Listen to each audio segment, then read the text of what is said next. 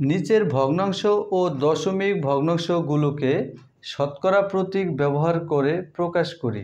আজকের ভিডিওতে আমি তোমাদের সাথে এই বিষয়গুলো নিয়ে আলোচনা করব।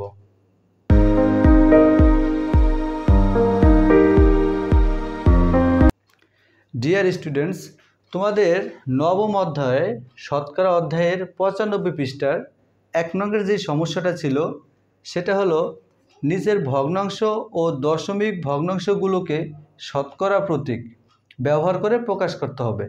তার মানে এখানে কিছু ভগ্নাংশ আছে সাধারণ ভগ্নাংশ এবং কিছু ভগ্নাংশ আছে দশমিক ভগ্নাংশ। এই ভগ্নাংশগুলোকে শতকরা প্রতীক, এটা হচ্ছে শতকরা প্রতীক, এই শতকরা প্রতীক দিয়ে প্রকাশ করতে হবে।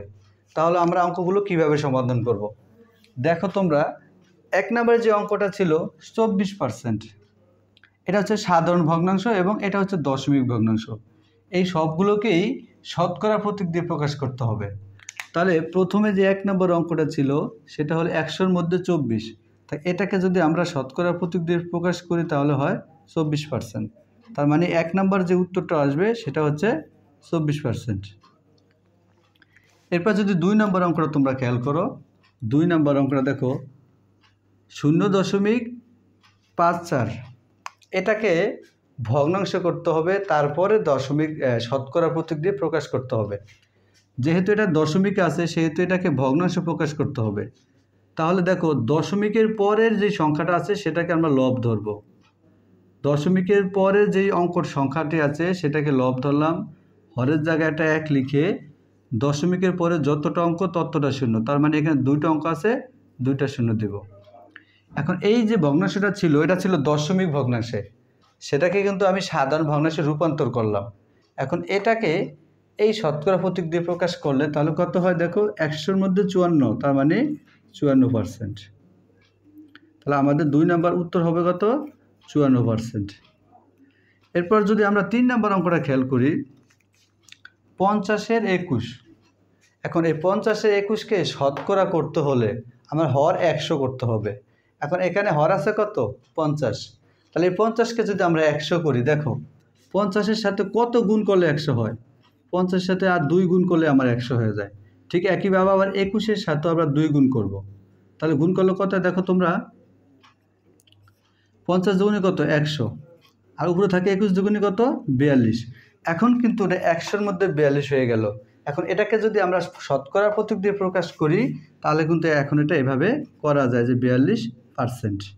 এই পার্সেন্ট কোথা থেকে আসলো, 100 থেকে, কিন্তু 100 আমাকে তৈরি করে নিতে হবে।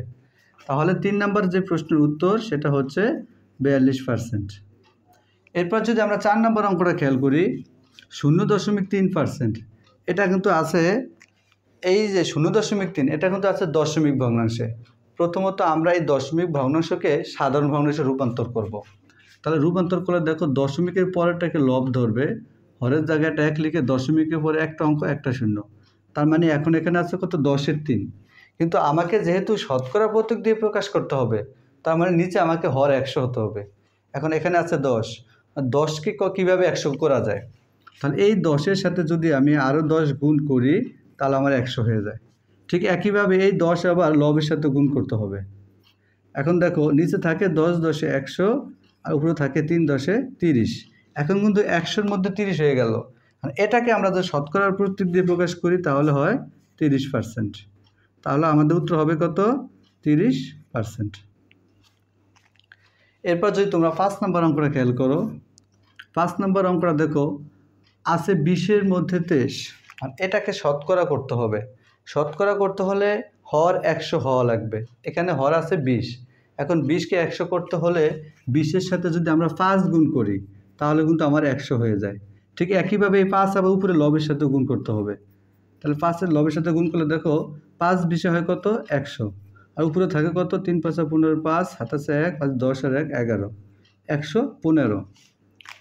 আচ্ছা, এখন এই যে 100-র মধ্যে 115, হর যেহেতু 100 আছে, এটাকে আমরা এখন যদি পার্সেন্ট চিহ্ন দিয়ে প্রকাশ করি তাহলে আমরা লিখতে পারি আমরা 115%। তাহলে আমাদের উত্তর হবে কত, 115%। এরপর যদি আমরা 6 নম্বর অঙ্কটা খেয়াল করি, দেখো তোমরা 6 নম্বর অঙ্কটা কিন্তু আছে দশমিক ভগ্নাংশে।